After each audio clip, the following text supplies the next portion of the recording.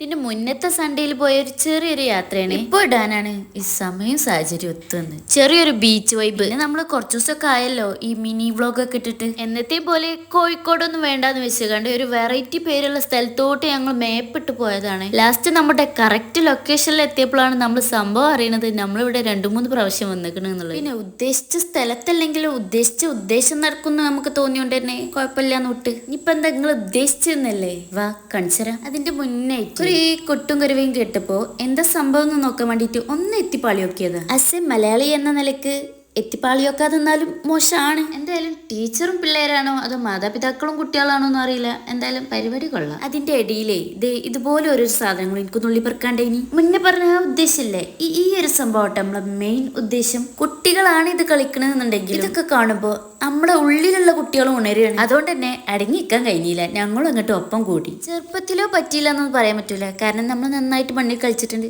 But ഇമാതിരി കുന്ത്രാണ്ടങ്ങളൊന്നും വെച്ച് എന്തായാലും നോക്കിയിട്ടില്ല. അപ്പൊ അതുകൊണ്ട് ആ ആഗ്രഹം അങ്ങ് സഫലായി. നമ്മുടെ ചുറ്റും നോക്കിയേ എന്തായാലേ ഭൂമിന്റെ ഓരോരോ കലാവിരുതുകള് ശരിക്കും നമ്മൾ പിക്ചറിലൊക്കെ കാണുന്ന മാതിരി നല്ല അടിപൊളി വ്യൂ. അപ്പൊ എന്നാ ശരിട്ടാ, പിന്നെ കാണാം, ബൈ.